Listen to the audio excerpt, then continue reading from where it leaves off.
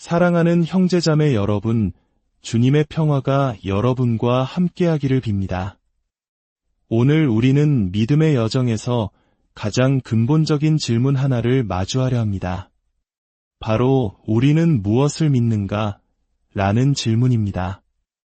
이 심오한 질문에 대한 답을 찾아가는 이 시간이 여러분의 신앙을 더욱 깊고 단단하게 만드는 은총의 시간이 되기를 소망합니다. 이 말씀을 나누는 것이 주님의 은총을 더 널리 전하는 길이라 믿습니다. 잠시 시간을 내어 구독과 좋아요를 눌러주시면 더 많은 분들과 이 귀한 여정을 함께할 수 있습니다. 여러분의 작은 실천이 선교의 씨앗이 될 것입니다. 모든 분들께 주님의 축복이 가득하시기를 기도합니다. 성부와 성자와 성령의 이름으로 아멘. 우리가 믿는 것이 무엇인지 가장 명확하고 아름답게 요약한 기도문이 있습니다. 바로 사도신경입니다. 만일 누군가 당신에게 천주교는 무엇을 믿는 종교입니까? 라고 묻는다면 바로 이 사도신경의 내용을 들려주시면 됩니다. 사도신경의 모든 문장은 믿나이다 라는 고백으로 끝납니다. 이는 단순히 지식의 나열이 아니라 우리 영혼 깊은 곳에서 울려 퍼지는 신앙의 선포입니다. 자, 다 함께 우리의 신앙을 고백하는 마음으로 사도신경을 바쳐보겠습니다. 전능하신 천주성부, 천지의 창조주를 저는 믿나이다.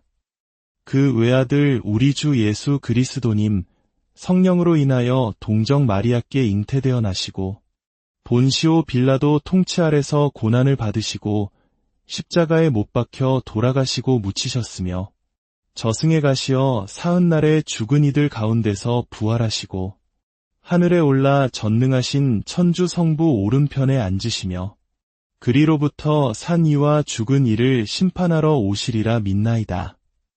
성령을 믿으며 거룩하고 보편된 교회와 모든 성인의 통공을 믿으며 죄의 용서와 육신의 부활을 믿으며 영원한 삶을 믿나이다. 아멘. 성부와 성자와 성령의 이름으로 아멘. 이 고백 안에 천주교 신앙의 모든 핵심이 담겨 있습니다. 우리는 세상을 창조하신 하느님 아버지를 믿습니다. 그리고 그분의 아들 예수 그리스도께서 우리를 위해 이 땅에 오셨음을 믿습니다. 예수님은 동정 마리아에게서 나시고 본시오 빌라도라는 로마 총독 시절에 고난을 받으셨습니다. 십자가 위에서 돌아가시고 묻히셨으나 사흘 만에 죽음을 이기시고 부활하셨습니다. 그리고 지금은 하느님 아버지 곁에서 우리를 위해 기도하시며 마지막 날에 우리를 심판하러 다시 오실 것을 믿습니다. 또한 우리는 성령을 믿고 그 성령께서 이끄시는 거룩한 교회를 믿습니다. 모든 성인의 통공이라는 말은 하늘나라에 있는 성인들과 이 땅에 있는 우리, 그리고 연옥에서 정화 중인 영혼들이 모두 기도로서 서로 연결되어 돕는다는 아름다운 신비를 의미합니다. 천국에 있는 성인들이 우리를 위해 기도해주고 우리의 기도는 세상을 떠난 이들에게 힘이 되어줍니다.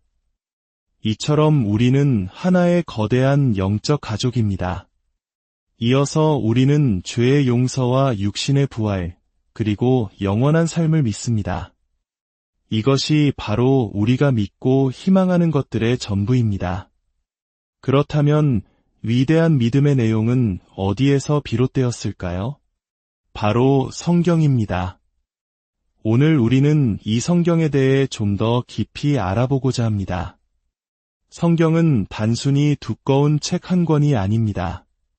이것은 우리를 향한 하느님의 사랑의 편지이며 결코 변치 않는 약속을 담은 약속의 책입니다.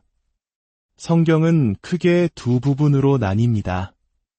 예수님이 오시기 전에 약속을 담은 구약 성경과 예수님을 통해 완성된 새로운 약속을 담은 신약 성경입니다.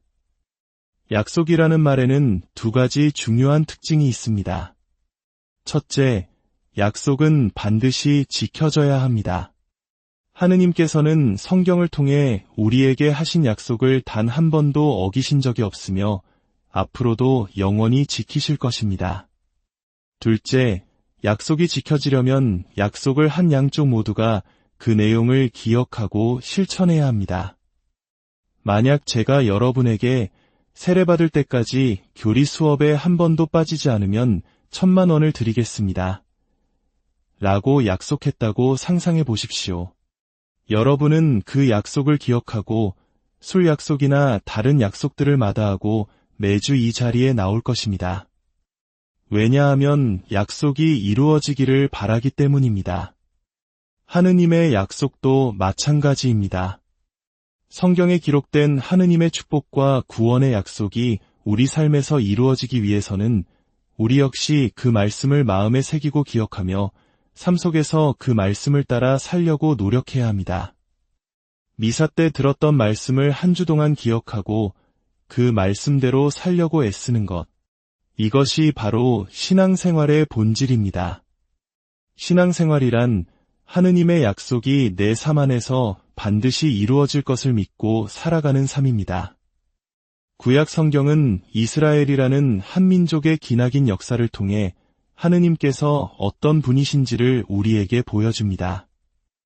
이야기는 아브라함이라는 한 사람에게서 시작됩니다. 하느님께서는 그에게 자손과 땅을 약속하시며 믿음의 여정을 떠나게 하십니다.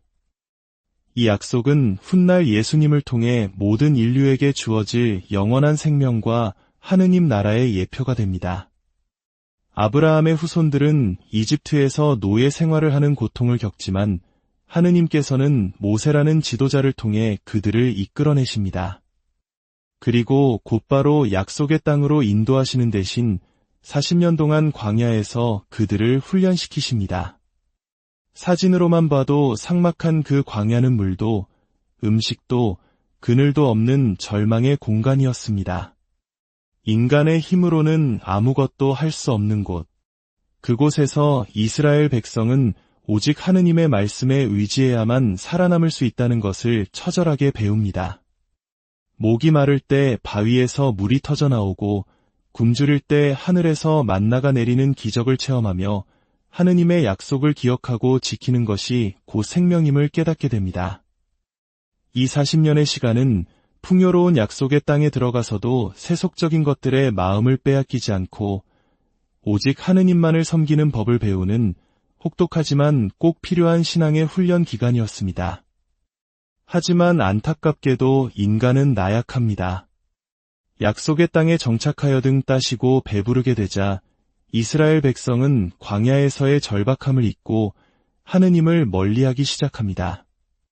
마치 자녀들이 힘들고 어려울 때만 부모를 찾다가 모든 것이 평안해지면 부모를 잊는 것처럼 말입니다. 그럴 때마다 주변 민족의 침략을 받아 고통을 겪게 되고 그제서야 다시 하느님께 울부짖습니다. 그러면 하느님께서는 판관이라 불리는 영웅들을 보내주시어 그들을 구원해 주십니다. 이러한 패턴, 즉 배신과 고통, 회개와 구원의 역사는 계속해서 반복됩니다. 하지만 놀라운 것은 자녀가 필요할 때만 찾아와도 모든 것을 내어주는 부모처럼 하느님께서는 단 한순간도 당신의 백성을 버리지 않으신다는 사실입니다. 끝까지 그들과 함께 하시며 구원의 약속을 이루려 하십니다. 판관 시대가 지나고 왕정 시대가 열립니다. 첫 번째 왕 사울은 처음에는 겸손했지만 권력과 성공에 취해 교만해져 하느님의 말씀을 어기기 시작합니다. 결국 하느님께서는 그를 버리시고 양치기 소년이었던 다윗을 새로운 왕으로 선택하십니다. 아무도 주목하지 않던 보잘것없는 소년이 하느님과 함께하자 거인 골리앗을 쓰러뜨리고 위대한 왕이 되는 이야기는 하느님께서 세상의 기준이 아닌 믿음의 중심을 보신다는 것을 명확히 보여줍니다. 다윗의 아들 솔로몬 시대의 나라는 절정의 번영을 누립니다. 솔로몬은 하느님께 다른 무엇도 아닌 듣는 마음, 즉 하느님의 말씀을 알아들을 수 있는 지혜를 청했고 하느님께서는 그 믿음을 보시고 지혜뿐만 아니라 부와 명예까지 허락하셨습니다. 그러나 안타깝게도 지혜의 왕 솔로몬마저 말년에는 이방 여인들과의 정략 결혼으로 인해 우상 숭배에 빠지게 됩니다. 그 결과 강성했던 나라는 안타깝게도 남과 북으로 갈라지게 됩니다. 북이스라엘과 남유다로 말이죠. 이 대목에서는 우리 한민족의 아픈 역사가 떠올라 마음이 무거워지기도 합니다.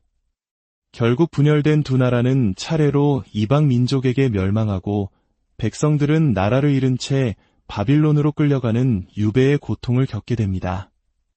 모든 것을 잃어버린 절망 속에서 그들은 비로소 자신들의 역사를 되돌아보게 됩니다. 왜 우리에게 이런 시련이 닥쳤을까? 그들은 고통 속에서 깨닫습니다. 자신들이 하느님의 말씀을 잊고 그 약속을 지키지 않았기 때문에 모든 것을 잃었음을 말입니다. 마치 우리가 가장 힘든 시절에 우리의 정체성을 고민하고 역사를 기록으로 남기려 했던 것처럼 이스라엘 백성은 유배라는 가장 큰 고통의 시기에 자신들의 역사를 기록하고 하느님의 말씀을 체계적으로 정리하기 시작했습니다. 이것이 바로 오늘날 우리가 읽는 구약 성경의 많은 부분이 집대성된 배경입니다. 성경은 그저 성공과 번영의 기록이 아니라 실패와 고통 속에서 하느님의 사랑을 다시 발견한 민족의 처절한 신앙 고백인 것입니다. 그렇다면 우리는 이 오래된 책, 성경을 어떻게 읽어야 할까요? 성경을 과학책이나 역사책처럼 문자 하나하나에 얽매여 읽으면 안 됩니다. 성경을 쓴 이들은 수천 년 전의 고대인들입니다.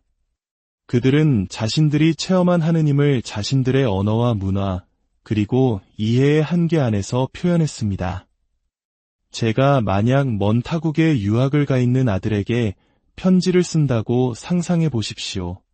아들아, 돈 걱정 말고, 집안 걱정 말고, 오직 공부에만 전념하렴.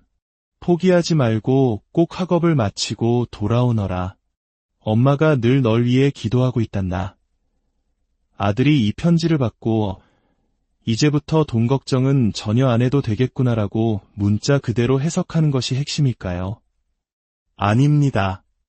편지 전체를 통해 아들이 느껴야 하는 것은 나를 향한 엄마의 변함없는 사랑과 지지, 그리고 나에 대한 기대입니다. 성경도 마찬가지입니다. 표현 하나하나에 매달리기보다 그 이야기가 전체적으로 우리에게 전하고자 하는 메시지, 즉 하느님의 마음을 읽어내는 것이 중요합니다. 이야기를 통해 성경의 저자가 전하고 싶었던 하느님은 어떤 분이실까? 이 질문을 품고 성경을 읽을 때 우리는 비로소 하느님의 살아있는 말씀을 만날 수 있습니다. 마지막으로 하느님께서는 성경을 통해서만 말씀하시는 것이 아닙니다. 천주교에는 하느님의 계시, 즉 당신을 드러내심에는 두 가지 원천이 있다고 가르칩니다. 첫 번째가 기록된 말씀인 성경이고 두 번째는 교회에 살아있는 신앙인 성전입니다. 성전이란 2000년 동안 수많은 성인들과 교황님들, 신학자들이 성경을 묵상하고 기도하며 얻은 깨달음과 교회의 가르침이 세대를 거쳐 이어져 내려온 것을 의미합니다. 성경은 반드시 교회의 거룩한 전승 안에서 해석되어야 하며 성전은 항상 성경에 그 뿌리를 둡니다. 이 둘은 분리될 수 없는 하나이며 이 두 가지를 통해 우리는 하느님의 뜻을 더욱 풍요롭게 이해하게 됩니다. 오늘 우리는 신앙의 핵심인 사도신경과 그 뿌리가 되는 성경에 대해 알아보았습니다. 가장 중요한 것을 다시 한번 기억합시다. 신앙생활이란 하느님의 약속이 담긴 말씀을 기억하고 그 약속이 내 삶에서 이루어질 것을 믿으며 그 말씀대로 살아가려고 노력하는 여정입니다. 여러분이 매주 미사에 와서 듣는 복음 말씀은 그냥 지나가는 좋은 이야기가 아닙니다. 바로 이번 한 주 동안 여러분 각자에게 주어지는 하느님의 살아있는 약속입니다. 그 말씀을 마음 깊이 간직하고 한 주 동안 실천해 보십시오. 그럴 때 여러분의 삶은 조금씩 변화될 것이고 책 속에만 계시는 하느님이 아니라 내 삶 안에서 살아 숨쉬는 하느님을 만나게 될 것입니다. 주님의 말씀이 여러분의 삶에 살아있는 약속이 되기를, 그리하여 매일의 삶 속에서 주님의 사랑과 은총을 체험하는 기쁨을 누리시기를 기도합니다. 마침 기도로 다시 한번 우리의 신앙을 고백하며 오늘 여정을 마치겠습니다. 성부와 성자와 성령의 이름으로 아멘. 전능하신 천주 성부, 천지의 창조주를 저는 믿나이다. 그 외아들 우리 주 예수 그리스도님, 성령으로 인하여 동정 마리아께 잉태되어 나시고 본시오 빌라도 통치 아래서 고난을 받으시고 십자가에 못 박혀 돌아가시고 묻히셨으며 저승에 가시어 사흔날에 죽은 이들 가운데서 부활하시고 하늘에 올라 전능하신 천주 성부 오른편에 앉으시며 그리로부터 산 이와 죽은 이를 심판하러 오시리라 믿나이다. 성령을 믿으며 거룩하고 보편된 교회와 모든 성인의 통공을 믿으며 죄의 용서와 육신의 부활을 믿으며 영원한 삶을 믿나이다. 아멘. 성부와 성자와 성령의 이름으로 아멘. 오늘도 함께 해주셔서 감사합니다. 주님 안에서 사랑하는 형제자매 여러분, 주님의 평화가 여러분과 함께하기를 빕니다. 오늘 우리는 믿음의 여정에서 가장 근본적인 질문 하나를 마주하려 합니다. 바로 우리는 무엇을 믿는가? 라는 질문입니다. 이 심오한 질문에 대한 답을 찾아가는 이 시간이 여러분의 신앙을 더욱 깊고 단단하게 만드는 은총의 시간이 되기를 소망합니다. 이 말씀을 나누는 것이 주님의 은총을 더 널리 전하는 길이라 믿습니다. 잠시 시간을 내어 구독과 좋아요를 눌러주시면 더 많은 분들과 이 귀한 여정을 함께할 수 있습니다. 여러분의 작은 실천이 선교의 씨앗이 될 것입니다. 모든 분들께 주님의 축복이 가득하시기를 기도합니다. 성부와 성자와 성령의 이름으로 아멘. 우리가 믿는 것이 무엇인지 가장 명확하고 아름답게 요약한 기도문이 있습니다. 바로 사도신경입니다. 만일 누군가 당신에게 천주교는 무엇을 믿는 종교입니까? 라고 묻는다면 바로 이 사도신경의 내용을 들려주시면 됩니다. 사도신경의 모든 문장은 믿나이다 라는 고백으로 끝납니다. 이는 단순히 지식의 나열이 아니라 우리 영혼 깊은 곳에서 울려 퍼지는 신앙의 선포입니다.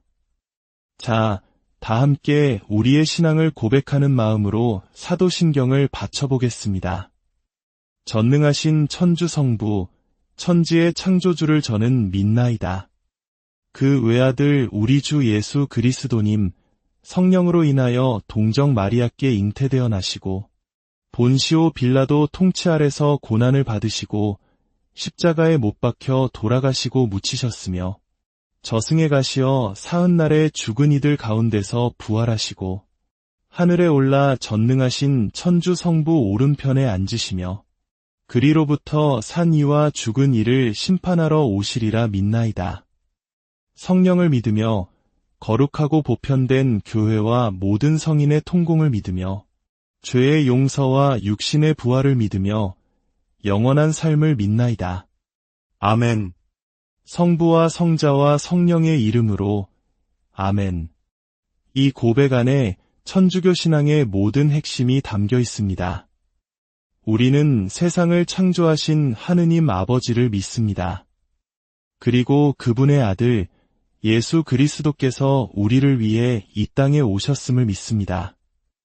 예수님은 동정 마리아에게서 나시고 본시오 빌라도라는 로마 총독 시절에 고난을 받으셨습니다.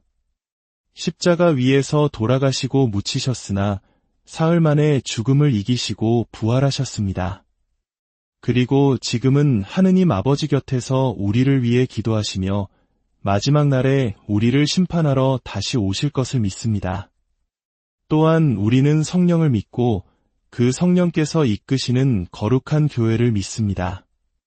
모든 성인의 통공이라는 말은 하늘나라에 있는 성인들과 이 땅에 있는 우리, 그리고 연옥에서 정화 중인 영혼들이 모두 기도로서 서로 연결되어 돕는다는 아름다운 신비를 의미합니다.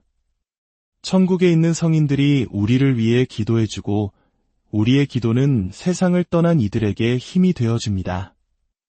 이처럼 우리는 하나의 거대한 영적 가족입니다. 이어서 우리는 죄의 용서와 육신의 부활, 그리고 영원한 삶을 믿습니다. 이것이 바로 우리가 믿고 희망하는 것들의 전부입니다.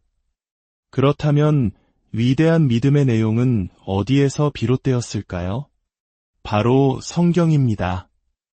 오늘 우리는 이 성경에 대해 좀 더 깊이 알아보고자 합니다. 성경은 단순히 두꺼운 책 한 권이 아닙니다. 이것은 우리를 향한 하느님의 사랑의 편지이며 결코 변치 않는 약속을 담은 약속의 책입니다. 성경은 크게 두 부분으로 나뉩니다.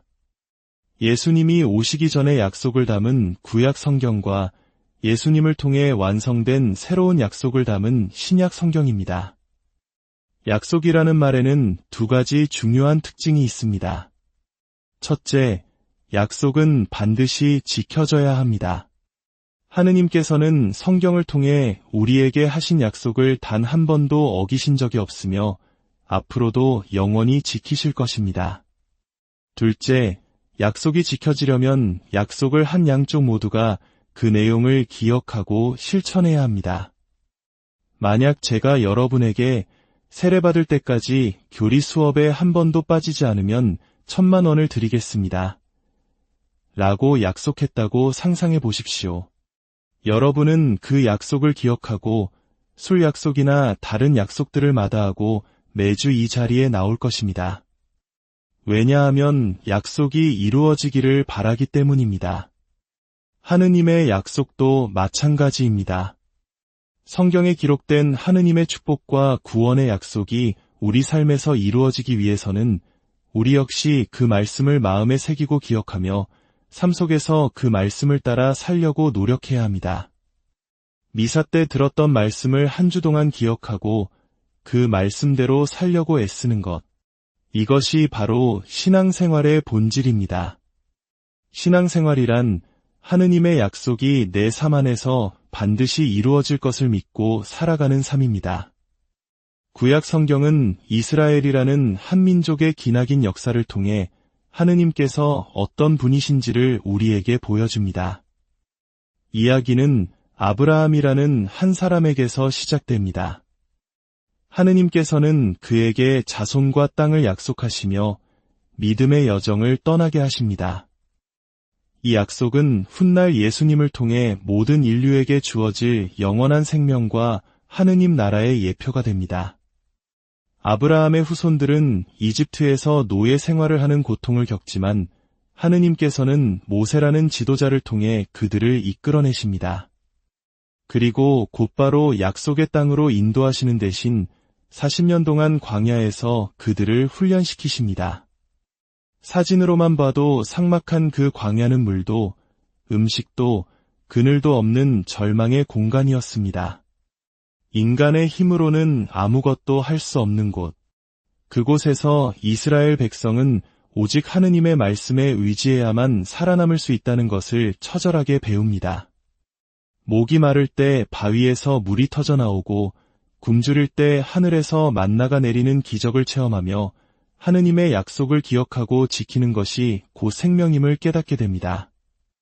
이 40년의 시간은 풍요로운 약속의 땅에 들어가서도 세속적인 것들에 마음을 빼앗기지 않고 오직 하느님만을 섬기는 법을 배우는 혹독하지만 꼭 필요한 신앙의 훈련 기간이었습니다. 하지만 안타깝게도 인간은 나약합니다. 약속의 땅에 정착하여 등 따시고 배부르게 되자 이스라엘 백성은 광야에서의 절박함을 잊고 하느님을 멀리하기 시작합니다. 마치 자녀들이 힘들고 어려울 때만 부모를 찾다가 모든 것이 평안해지면 부모를 잊는 것처럼 말입니다. 그럴 때마다 주변 민족의 침략을 받아 고통을 겪게 되고 그제서야 다시 하느님께 울부짖습니다. 그러면 하느님께서는 판관이라 불리는 영웅들을 보내주시어 그들을 구원해 주십니다. 이러한 패턴, 즉 배신과 고통, 회개와 구원의 역사는 계속해서 반복됩니다. 하지만 놀라운 것은 자녀가 필요할 때만 찾아와도 모든 것을 내어주는 부모처럼 하느님께서는 단 한순간도 당신의 백성을 버리지 않으신다는 사실입니다. 끝까지 그들과 함께 하시며 구원의 약속을 이루려 하십니다. 판관 시대가 지나고 왕정 시대가 열립니다. 첫 번째 왕 사울은 처음에는 겸손했지만 권력과 성공에 취해 교만해져 하느님의 말씀을 어기기 시작합니다. 결국 하느님께서는 그를 버리시고 양치기 소년이었던 다윗을 새로운 왕으로 선택하십니다. 아무도 주목하지 않던 보잘것없는 소년이 하느님과 함께하자 거인 골리앗을 쓰러뜨리고 위대한 왕이 되는 이야기는 하느님께서 세상의 기준이 아닌 믿음의 중심을 보신다는 것을 명확히 보여줍니다. 다윗의 아들 솔로몬 시대의 나라는 절정의 번영을 누립니다. 솔로몬은 하느님께 다른 무엇도 아닌 듣는 마음, 즉 하느님의 말씀을 알아들을 수 있는 지혜를 청했고 하느님께서는 그 믿음을 보시고 지혜뿐만 아니라 부와 명예까지 허락하셨습니다. 그러나 안타깝게도 지혜의 왕 솔로몬마저 말년에는 이방 여인들과의 정략 결혼으로 인해 우상 숭배에 빠지게 됩니다. 그 결과 강성했던 나라는 안타깝게도 남과 북으로 갈라지게 됩니다. 북 이스라엘과 남 유다로 말이죠. 이 대목에서는 우리 한민족의 아픈 역사가 떠올라 마음이 무거워지기도 합니다. 결국 분열된 두 나라는 차례로 이방 민족에게 멸망하고 백성들은 나라를 잃은 채 바빌론으로 끌려가는 유배의 고통을 겪게 됩니다. 모든 것을 잃어버린 절망 속에서 그들은 비로소 자신들의 역사를 되돌아보게 됩니다. 왜 우리에게 이런 시련이 닥쳤을까? 그들은 고통 속에서 깨닫습니다. 자신들이 하느님의 말씀을 잊고 그 약속을 지키지 않았기 때문에 모든 것을 잃었음을 말입니다. 마치 우리가 가장 힘든 시절에 우리의 정체성을 고민하고 역사를 기록으로 남기려 했던 것처럼 이스라엘 백성은 유배라는 가장 큰 고통의 시기에 자신들의 역사를 기록하고 하느님의 말씀을 체계적으로 정리하기 시작했습니다. 이것이 바로 오늘날 우리가 읽는 구약 성경의 많은 부분이 집대성된 배경입니다. 성경은 그저 성공과 번영의 기록이 아니라 실패와 고통 속에서 하느님의 사랑을 다시 발견한 민족의 처절한 신앙 고백인 것입니다. 그렇다면 우리는 이 오래된 책, 성경을 어떻게 읽어야 할까요? 성경을 과학책이나 역사책처럼 문자 하나하나에 얽매여 읽으면 안 됩니다. 성경을 쓴 이들은 수천 년 전의 고대인들입니다. 그들은 자신들이 체험한 하느님을 자신들의 언어와 문화, 그리고 이해의 한계 안에서 표현했습니다. 제가 만약 먼 타국에 유학을 가 있는 아들에게 편지를 쓴다고 상상해 보십시오. 아들아, 돈 걱정 말고, 집안 걱정 말고, 오직 공부에만 전념하렴. 포기하지 말고 꼭 학업을 마치고 돌아오너라. 엄마가 늘 널 위해 기도하고 있단다. 아들이 이 편지를 받고 이제부터 돈 걱정은 전혀 안 해도 되겠구나라고 문자 그대로 해석하는 것이 핵심일까요? 아닙니다. 편지 전체를 통해 아들이 느껴야 하는 것은 나를 향한 엄마의 변함없는 사랑과 지지, 그리고 나에 대한 기대입니다. 성경도 마찬가지입니다. 표현 하나하나에 매달리기보다 그 이야기가 전체적으로 우리에게 전하고자 하는 메시지, 즉 하느님의 마음을 읽어내는 것이 중요합니다. 이야기를 통해 성경의 저자가 전하고 싶었던 하느님은 어떤 분이실까? 이 질문을 품고 성경을 읽을 때 우리는 비로소 하느님의 살아있는 말씀을 만날 수 있습니다. 마지막으로 하느님께서는 성경을 통해서만 말씀하시는 것이 아닙니다. 천주교에는 하느님의 계시, 즉 당신을 드러내심에는 두 가지 원천이 있다고 가르칩니다. 첫 번째가 기록된 말씀인 성경이고 두 번째는 교회에 살아있는 신앙인 성전입니다. 성전이란 2000년 동안 수많은 성인들과 교황님들, 신학자들이 성경을 묵상하고 기도하며 얻은 깨달음과 교회의 가르침이 세대를 거쳐 이어져 내려온 것을 의미합니다. 성경은 반드시 교회의 거룩한 전승 안에서 해석되어야 하며 성전은 항상 성경에 그 뿌리를 둡니다. 이 둘은 분리될 수 없는 하나이며 이 두 가지를 통해 우리는 하느님의 뜻을 더욱 풍요롭게 이해하게 됩니다. 오늘 우리는 신앙의 핵심인 사도신경과 그 뿌리가 되는 성경에 대해 알아보았습니다. 가장 중요한 것을 다시 한번 기억합시다. 신앙생활이란 하느님의 약속이 담긴 말씀을 기억하고 그 약속이 내 삶에서 이루어질 것을 믿으며 그 말씀대로 살아가려고 노력하는 여정입니다. 여러분이 매주 미사에 와서 듣는 복음 말씀은 그냥 지나가는 좋은 이야기가 아닙니다. 바로 이번 한 주 동안 여러분 각자에게 주어지는 하느님의 살아있는 약속입니다. 그 말씀을 마음 깊이 간직하고 한 주 동안 실천해 보십시오. 그럴 때 여러분의 삶은 조금씩 변화될 것이고 책 속에만 계시는 하느님이 아니라 내 삶 안에서 살아 숨쉬는 하느님을 만나게 될 것입니다. 주님의 말씀이 여러분의 삶에 살아있는 약속이 되기를, 그리하여 매일의 삶 속에서 주님의 사랑과 은총을 체험하는 기쁨을 누리시기를 기도합니다. 마침 기도로 다시 한번 우리의 신앙을 고백하며 오늘 여정을 마치겠습니다. 성부와 성자와 성령의 이름으로 아멘. 전능하신 천주 성부, 천지의 창조주를 저는 믿나이다. 그 외아들 우리 주 예수 그리스도님, 성령으로 인하여 동정 마리아께 잉태되어 나시고 본시오 빌라도 통치 아래서 고난을 받으시고 십자가에 못 박혀 돌아가시고 묻히셨으며 저승에 가시어 사흔날에 죽은 이들 가운데서 부활하시고 하늘에 올라 전능하신 천주 성부 오른편에 앉으시며 그리로부터 산 이와 죽은 이를 심판하러 오시리라 믿나이다. 성령을 믿으며 거룩하고 보편된 교회와 모든 성인의 통공을 믿으며 죄의 용서와 육신의 부활을 믿으며 영원한 삶을 믿나이다. 아멘. 성부와 성자와 성령의 이름으로 아멘. 오늘도 함께 해주셔서 감사합니다. 주님 안에서 사랑하는 형제자매 여러분, 주님의 평화가 여러분과 함께하기를 빕니다. 오늘 우리는 믿음의 여정에서 가장 근본적인 질문 하나를 마주하려 합니다. 바로 우리는 무엇을 믿는가? 라는 질문입니다. 이 심오한 질문에 대한 답을 찾아가는 이 시간이 여러분의 신앙을 더욱 깊고 단단하게 만드는 은총의 시간이 되기를 소망합니다. 이 말씀을 나누는 것이 주님의 은총을 더 널리 전하는 길이라 믿습니다.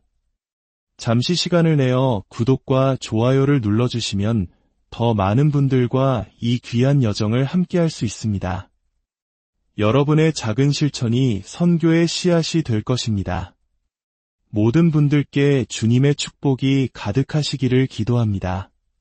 성부와 성자와 성령의 이름으로 아멘. 우리가 믿는 것이 무엇인지 가장 명확하고 아름답게 요약한 기도문이 있습니다. 바로 사도신경입니다. 만일 누군가 당신에게 천주교는 무엇을 믿는 종교입니까? 라고 묻는다면 바로 이 사도신경의 내용을 들려주시면 됩니다. 사도신경의 모든 문장은 믿나이다 라는 고백으로 끝납니다. 이는 단순히 지식의 나열이 아니라 우리 영혼 깊은 곳에서 울려 퍼지는 신앙의 선포입니다. 자, 다 함께 우리의 신앙을 고백하는 마음으로 사도신경을 바쳐보겠습니다. 전능하신 천주 성부, 천지의 창조주를 저는 믿나이다. 그 외아들 우리 주 예수 그리스도님, 성령으로 인하여 동정 마리아께 잉태되어 나시고 본시오 빌라도 통치 아래서 고난을 받으시고 십자가에 못 박혀 돌아가시고 묻히셨으며 저승에 가시어 사흔날에 죽은 이들 가운데서 부활하시고 하늘에 올라 전능하신 천주 성부 오른편에 앉으시며 그리로부터 산 이와 죽은 이를 심판하러 오시리라 믿나이다. 성령을 믿으며 거룩하고 보편된 교회와 모든 성인의 통공을 믿으며 죄의 용서와 육신의 부활을 믿으며 영원한 삶을 믿나이다. 아멘. 성부와 성자와 성령의 이름으로 아멘. 이 고백 안에 천주교 신앙의 모든 핵심이 담겨 있습니다. 우리는 세상을 창조하신 하느님 아버지를 믿습니다. 그리고 그분의 아들 예수 그리스도께서 우리를 위해 이 땅에 오셨음을 믿습니다. 예수님은 동정 마리아에게서 나시고 본시오 빌라도라는 로마 총독 시절에 고난을 받으셨습니다. 십자가 위에서 돌아가시고 묻히셨으나 사흘 만에 죽음을 이기시고 부활하셨습니다. 그리고 지금은 하느님 아버지 곁에서 우리를 위해 기도하시며 마지막 날에 우리를 심판하러 다시 오실 것을 믿습니다. 또한 우리는 성령을 믿고 그 성령께서 이끄시는 거룩한 교회를 믿습니다. 모든 성인의 통공이라는 말은 하늘나라에 있는 성인들과 이 땅에 있는 우리, 그리고 연옥에서 정화 중인 영혼들이 모두 기도로서 서로 연결되어 돕는다는 아름다운 신비를 의미합니다. 천국에 있는 성인들이 우리를 위해 기도해주고 우리의 기도는 세상을 떠난 이들에게 힘이 되어줍니다. 이처럼 우리는 하나의 거대한 영적 가족입니다. 이어서 우리는 죄의 용서와 육신의 부활, 그리고 영원한 삶을 믿습니다. 이것이 바로 우리가 믿고 희망하는 것들의 전부입니다. 그렇다면 위대한 믿음의 내용은 어디에서 비롯되었을까요? 바로 성경입니다. 오늘 우리는 이 성경에 대해 좀 더 깊이 알아보고자 합니다. 성경은 단순히 두꺼운 책 한 권이 아닙니다. 이것은 우리를 향한 하느님의 사랑의 편지이며 결코 변치 않는 약속을 담은 약속의 책입니다. 성경은 크게 두 부분으로 나뉩니다. 예수님이 오시기 전에 약속을 담은 구약 성경과 예수님을 통해 완성된 새로운 약속을 담은 신약 성경입니다. 약속이라는 말에는 두 가지 중요한 특징이 있습니다. 첫째, 약속은 반드시 지켜져야 합니다. 하느님께서는 성경을 통해 우리에게 하신 약속을 단 한 번도 어기신 적이 없으며 앞으로도 영원히 지키실 것입니다. 둘째, 약속이 지켜지려면 약속을 한 양쪽 모두가 그 내용을 기억하고 실천해야 합니다. 만약 제가 여러분에게 세례받을 때까지 교리 수업에 한 번도 빠지지 않으면 1,000만 원을 드리겠습니다. 라고 약속했다고 상상해 보십시오. 여러분은 그 약속을 기억하고 술 약속이나 다른 약속들을 마다하고 매주 이 자리에 나올 것입니다. 왜냐하면 약속이 이루어지기를 바라기 때문입니다. 하느님의 약속도 마찬가지입니다. 성경에 기록된 하느님의 축복과 구원의 약속이 우리 삶에서 이루어지기 위해서는 우리 역시 그 말씀을 마음에 새기고 기억하며 삶 속에서 그 말씀을 따라 살려고 노력해야 합니다. 미사 때 들었던 말씀을 한 주 동안 기억하고 그 말씀대로 살려고 애쓰는 것. 이것이 바로 신앙생활의 본질입니다. 신앙생활이란 하느님의 약속이 내 삶 안에서 반드시 이루어질 것을 믿고 살아가는 삶입니다. 구약 성경은 이스라엘이라는 한 민족의 기나긴 역사를 통해 하느님께서 어떤 분이신지를 우리에게 보여줍니다. 이야기는 아브라함이라는 한 사람에게서 시작됩니다. 하느님께서는 그에게 자손과 땅을 약속하시며 믿음의 여정을 떠나게 하십니다. 이 약속은 훗날 예수님을 통해 모든 인류에게 주어질 영원한 생명과 하느님 나라의 예표가 됩니다. 아브라함의 후손들은 이집트에서 노예 생활을 하는 고통을 겪지만 하느님께서는 모세라는 지도자를 통해 그들을 이끌어내십니다. 그리고 곧바로 약속의 땅으로 인도하시는 대신 40년 동안 광야에서 그들을 훈련시키십니다. 사진으로만 봐도 삭막한 그 광야는 물도 음식도 그늘도 없는 절망의 공간이었습니다. 인간의 힘으로는 아무것도 할 수 없는 곳. 그곳에서 이스라엘 백성은 오직 하느님의 말씀에 의지해야만 살아남을 수 있다는 것을 처절하게 배웁니다.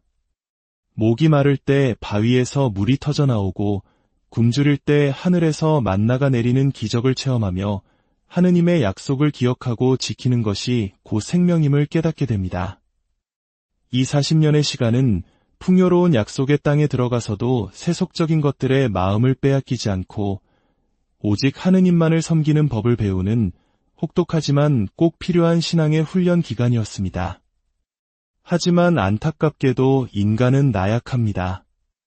약속의 땅에 정착하여 등 따시고 배부르게 되자 이스라엘 백성은 광야에서의 절박함을 잊고 하느님을 멀리하기 시작합니다.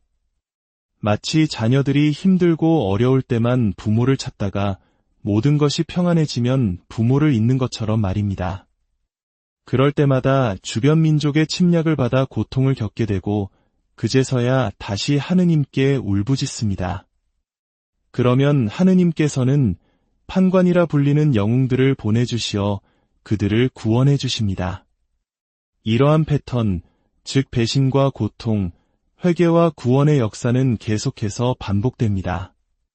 하지만 놀라운 것은 자녀가 필요할 때만 찾아와도 모든 것을 내어주는 부모처럼 하느님께서는 단 한순간도 당신의 백성을 버리지 않으신다는 사실입니다. 끝까지 그들과 함께 하시며 구원의 약속을 이루려 하십니다. 판관 시대가 지나고 왕정 시대가 열립니다. 첫 번째 왕 사울은 처음에는 겸손했지만 권력과 성공에 취해 교만해져 하느님의 말씀을 어기기 시작합니다. 결국 하느님께서는 그를 버리시고 양치기 소년이었던 다윗을 새로운 왕으로 선택하십니다. 아무도 주목하지 않던 보잘것없는 소년이 하느님과 함께하자 거인 골리앗을 쓰러뜨리고 위대한 왕이 되는 이야기는 하느님께서 세상의 기준이 아닌 믿음의 중심을 보신다는 것을 명확히 보여줍니다. 다윗의 아들 솔로몬 시대의 나라는 절정의 번영을 누립니다. 솔로몬은 하느님께 다른 무엇도 아닌 듣는 마음, 즉 하느님의 말씀을 알아들을 수 있는 지혜를 청했고 하느님께서는 그 믿음을 보시고 지혜뿐만 아니라 부와 명예까지 허락하셨습니다. 그러나 안타깝게도 지혜의 왕 솔로몬마저 말년에는 이방 여인들과의 정략 결혼으로 인해 우상 숭배에 빠지게 됩니다. 그 결과 강성했던 나라는 안타깝게도 남과 북으로 갈라지게 됩니다. 북 이스라엘과 남 유다로 말이죠. 이 대목에서는 우리 한민족의 아픈 역사가 떠올라 마음이 무거워지기도 합니다. 결국 분열된 두 나라는 차례로 이방 민족에게 멸망하고 백성들은 나라를 잃은 채 바빌론으로 끌려가는 유배의 고통을 겪게 됩니다. 모든 것을 잃어버린 절망 속에서 그들은 비로소 자신들의 역사를 되돌아보게 됩니다. 왜 우리에게 이런 시련이 닥쳤을까? 그들은 고통 속에서 깨닫습니다. 자신들이 하느님의 말씀을 잊고 그 약속을 지키지 않았기 때문에 모든 것을 잃었음을 말입니다. 마치 우리가 가장 힘든 시절에 우리의 정체성을 고민하고 역사를 기록으로 남기려 했던 것처럼 이스라엘 백성은 유배라는 가장 큰 고통의 시기에 자신들의 역사를 기록하고 하느님의 말씀을 체계적으로 정리하기 시작했습니다. 이것이 바로 오늘날 우리가 읽는 구약 성경의 많은 부분이 집대성된 배경입니다. 성경은 그저 성공과 번영의 기록이 아니라 실패와 고통 속에서 하느님의 사랑을 다시 발견한 민족의 처절한 신앙 고백인 것입니다. 그렇다면 우리는 이 오래된 책, 성경을 어떻게 읽어야 할까요? 성경을 과학책이나 역사책처럼 문자 하나하나에 얽매여 읽으면 안 됩니다. 성경을 쓴 이들은 수천 년 전의 고대인들입니다. 그들은 자신들이 체험한 하느님을 자신들의 언어와 문화, 그리고 이해의 한계 안에서 표현했습니다. 제가 만약 먼 타국에 유학을 가 있는 아들에게 편지를 쓴다고 상상해 보십시오. 아들아, 돈 걱정 말고, 집안 걱정 말고, 오직 공부에만 전념하렴. 포기하지 말고 꼭 학업을 마치고 돌아오너라. 엄마가 늘 널 위해 기도하고 있단다. 아들이 이 편지를 받고 이제부터 돈 걱정은 전혀 안 해도 되겠구나라고 문자 그대로 해석하는 것이 핵심일까요? 아닙니다. 편지 전체를 통해 아들이 느껴야 하는 것은 나를 향한 엄마의 변함없는 사랑과 지지, 그리고 나에 대한 기대입니다. 성경도 마찬가지입니다. 표현 하나하나에 매달리기보다 그 이야기가 전체적으로 우리에게 전하고자 하는 메시지, 즉 하느님의 마음을 읽어내는 것이 중요합니다. 이야기를 통해 성경의 저자가 전하고 싶었던 하느님은 어떤 분이실까? 이 질문을 품고 성경을 읽을 때 우리는 비로소 하느님의 살아있는 말씀을 만날 수 있습니다. 마지막으로 하느님께서는 성경을 통해서만 말씀하시는 것이 아닙니다. 천주교에는 하느님의 계시, 즉 당신을 드러내심에는 두 가지 원천이 있다고 가르칩니다. 첫 번째가 기록된 말씀인 성경이고 두 번째는 교회에 살아있는 신앙인 성전입니다. 성전이란 2000년 동안 수많은 성인들과 교황님들, 신학자들이 성경을 묵상하고 기도하며 얻은 깨달음과 교회의 가르침이 세대를 거쳐 이어져 내려온 것을 의미합니다. 성경은 반드시 교회의 거룩한 전승 안에서 해석되어야 하며 성전은 항상 성경에 그 뿌리를 둡니다. 이 둘은 분리될 수 없는 하나이며 이 두 가지를 통해 우리는 하느님의 뜻을 더욱 풍요롭게 이해하게 됩니다. 오늘 우리는 신앙의 핵심인 사도신경과 그 뿌리가 되는 성경에 대해 알아보았습니다. 가장 중요한 것을 다시 한번 기억합시다. 신앙생활이란 하느님의 약속이 담긴 말씀을 기억하고 그 약속이 내 삶에서 이루어질 것을 믿으며 그 말씀대로 살아가려고 노력하는 여정입니다. 여러분이 매주 미사에 와서 듣는 복음 말씀은 그냥 지나가는 좋은 이야기가 아닙니다. 바로 이번 한 주 동안 여러분 각자에게 주어지는 하느님의 살아있는 약속입니다. 그 말씀을 마음 깊이 간직하고 한 주 동안 실천해 보십시오. 그럴 때 여러분의 삶은 조금씩 변화될 것이고 책 속에만 계시는 하느님이 아니라 내 삶 안에서 살아 숨쉬는 하느님을 만나게 될 것입니다. 주님의 말씀이 여러분의 삶에 살아있는 약속이 되기를, 그리하여 매일의 삶 속에서 주님의 사랑과 은총을 체험하는 기쁨을 누리시기를 기도합니다. 마침 기도로 다시 한번 우리의 신앙을 고백하며 오늘 여정을 마치겠습니다. 성부와 성자와 성령의 이름으로 아멘. 전능하신 천주 성부, 천지의 창조주를 저는 믿나이다. 그 외아들 우리 주 예수 그리스도님, 성령으로 인하여 동정 마리아께 잉태되어 나시고 본시오 빌라도 통치 아래서 고난을 받으시고 십자가에 못 박혀 돌아가시고 묻히셨으며 저승에 가시어 사흔날에 죽은 이들 가운데서 부활하시고 하늘에 올라 전능하신 천주 성부 오른편에 앉으시며 그리로부터 산 이와 죽은 이를 심판하러 오시리라 믿나이다.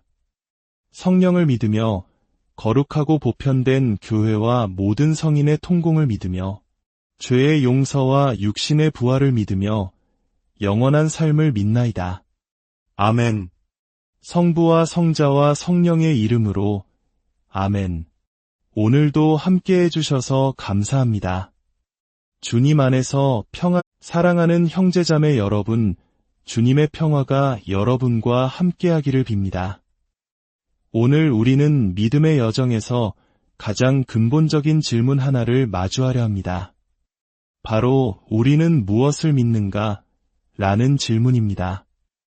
이 심오한 질문에 대한 답을 찾아가는 이 시간이 여러분의 신앙을 더욱 깊고 단단하게 만드는 은총의 시간이 되기를 소망합니다.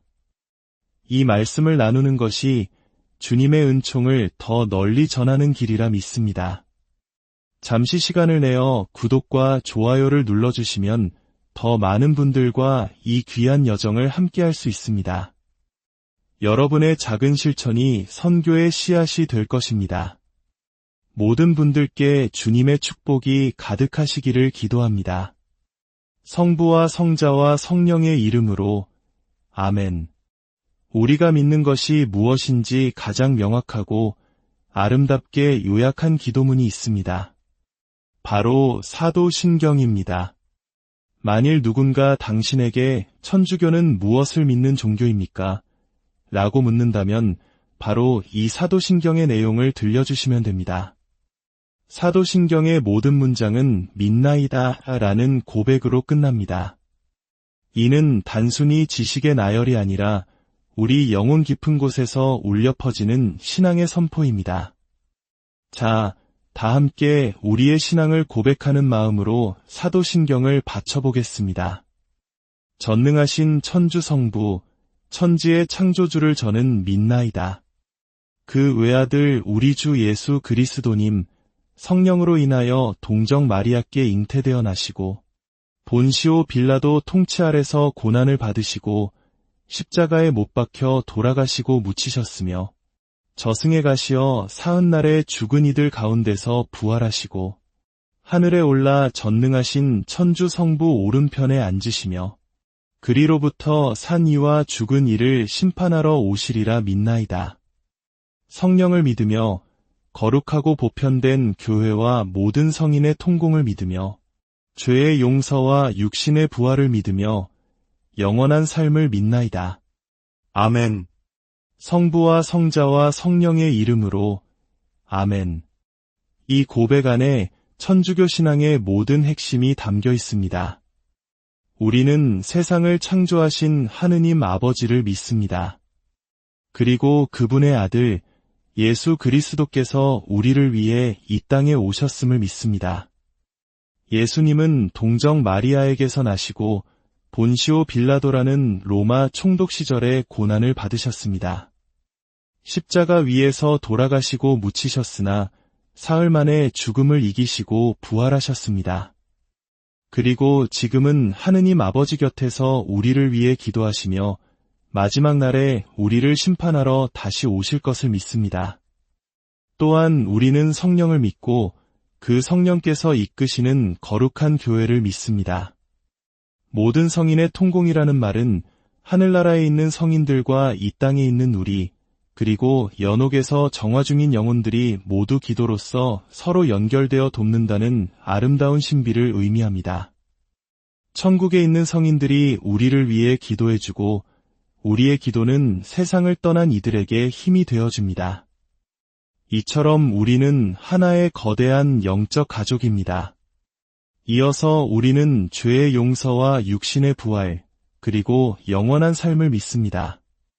이것이 바로 우리가 믿고 희망하는 것들의 전부입니다. 그렇다면 위대한 믿음의 내용은 어디에서 비롯되었을까요? 바로 성경입니다. 오늘 우리는 이 성경에 대해 좀 더 깊이 알아보고자 합니다. 성경은 단순히 두꺼운 책 한 권이 아닙니다. 이것은 우리를 향한 하느님의 사랑의 편지이며 결코 변치 않는 약속을 담은 약속의 책입니다. 성경은 크게 두 부분으로 나뉩니다. 예수님이 오시기 전에 약속을 담은 구약 성경과 예수님을 통해 완성된 새로운 약속을 담은 신약 성경입니다. 약속이라는 말에는 두 가지 중요한 특징이 있습니다. 첫째, 약속은 반드시 지켜져야 합니다. 하느님께서는 성경을 통해 우리에게 하신 약속을 단 한 번도 어기신 적이 없으며 앞으로도 영원히 지키실 것입니다. 둘째, 약속이 지켜지려면 약속을 한 양쪽 모두가 그 내용을 기억하고 실천해야 합니다. 만약 제가 여러분에게 세례받을 때까지 교리 수업에 한 번도 빠지지 않으면 1,000만 원을 드리겠습니다. 라고 약속했다고 상상해 보십시오. 여러분은 그 약속을 기억하고 술 약속이나 다른 약속들을 마다하고 매주 이 자리에 나올 것입니다. 왜냐하면 약속이 이루어지기를 바라기 때문입니다. 하느님의 약속도 마찬가지입니다. 성경에 기록된 하느님의 축복과 구원의 약속이 우리 삶에서 이루어지기 위해서는 우리 역시 그 말씀을 마음에 새기고 기억하며 삶 속에서 그 말씀을 따라 살려고 노력해야 합니다. 미사 때 들었던 말씀을 한 주 동안 기억하고 그 말씀대로 살려고 애쓰는 것. 이것이 바로 신앙생활의 본질입니다. 신앙생활이란 하느님의 약속이 내 삶 안에서 반드시 이루어질 것을 믿고 살아가는 삶입니다. 구약 성경은 이스라엘이라는 한 민족의 기나긴 역사를 통해 하느님께서 어떤 분이신지를 우리에게 보여줍니다. 이야기는 아브라함이라는 한 사람에게서 시작됩니다. 하느님께서는 그에게 자손과 땅을 약속하시며 믿음의 여정을 떠나게 하십니다. 이 약속은 훗날 예수님을 통해 모든 인류에게 주어질 영원한 생명과 하느님 나라의 예표가 됩니다. 아브라함의 후손들은 이집트에서 노예 생활을 하는 고통을 겪지만 하느님께서는 모세라는 지도자를 통해 그들을 이끌어내십니다. 그리고 곧바로 약속의 땅으로 인도하시는 대신 40년 동안 광야에서 그들을 훈련시키십니다. 사진으로만 봐도 삭막한 그 광야는 물도, 음식도, 그늘도 없는 절망의 공간이었습니다. 인간의 힘으로는 아무것도 할 수 없는 곳. 그곳에서 이스라엘 백성은 오직 하느님의 말씀에 의지해야만 살아남을 수 있다는 것을 처절하게 배웁니다. 목이 마를 때 바위에서 물이 터져 나오고 굶주릴 때 하늘에서 만나가 내리는 기적을 체험하며 하느님의 약속을 기억하고 지키는 것이 곧 생명임을 깨닫게 됩니다. 이 40년의 시간은 풍요로운 약속의 땅에 들어가서도 세속적인 것들에 마음을 빼앗기지 않고 오직 하느님만을 섬기는 법을 배우는 혹독하지만 꼭 필요한 신앙의 훈련 기간이었습니다. 하지만 안타깝게도 인간은 나약합니다. 약속의 땅에 정착하여 등 따시고 배부르게 되자 이스라엘 백성은 광야에서의 절박함을 잊고 하느님을 멀리하기 시작합니다. 마치 자녀들이 힘들고 어려울 때만 부모를 찾다가 모든 것이 평안해지면 부모를 잊는 것처럼 말입니다. 그럴 때마다 주변 민족의 침략을 받아 고통을 겪게 되고 그제서야 다시 하느님께 울부짖습니다. 그러면 하느님께서는 판관이라 불리는 영웅들을 보내주시어 그들을 구원해 주십니다. 이러한 패턴, 즉 배신과 고통, 회개와 구원의 역사는 계속해서 반복됩니다. 하지만 놀라운 것은 자녀가 필요할 때만 찾아와도 모든 것을 내어주는 부모처럼 하느님께서는 단 한순간도 당신의 백성을 버리지 않으신다는 사실입니다. 끝까지 그들과 함께 하시며 구원의 약속을 이루려 하십니다. 판관 시대가 지나고 왕정 시대가 열립니다. 첫 번째 왕 사울은 처음에는 겸손했지만 권력과 성공에 취해 교만해져 하느님의 말씀을 어기기 시작합니다. 결국 하느님께서는 그를 버리시고 양치기 소년이었던 다윗을 새로운 왕으로 선택하십니다. 아무도 주목하지 않던 보잘것없는 소년이 하느님과 함께하자 거인 골리앗을 쓰러뜨리고 위대한 왕이 되는 이야기는 하느님께서 세상의 기준이 아닌 믿음의 중심을 보신다는 것을 명확히 보여줍니다. 다윗의 아들 솔로몬 시대의 나라는 절정의 번영을 누립니다. 솔로몬은 하느님께 다른 무엇도 아닌 듣는 마음, 즉 하느님의 말씀을 알아들을 수 있는 지혜를 청했고 하느님께서는 그 믿음을 보시고 지혜뿐만 아니라 부와 명예까지 허락하셨습니다.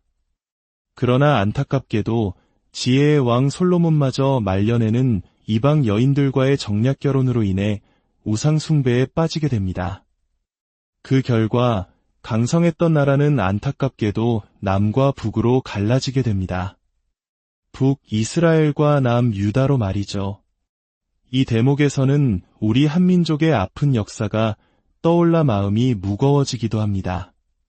결국 분열된 두 나라는 차례로 이방 민족에게 멸망하고 백성들은 나라를 잃은 채 바빌론으로 끌려가는 유배의 고통을 겪게 됩니다. 모든 것을 잃어버린 절망 속에서 그들은 비로소 자신들의 역사를 되돌아보게 됩니다. 왜 우리에게 이런 시련이 닥쳤을까? 그들은 고통 속에서 깨닫습니다.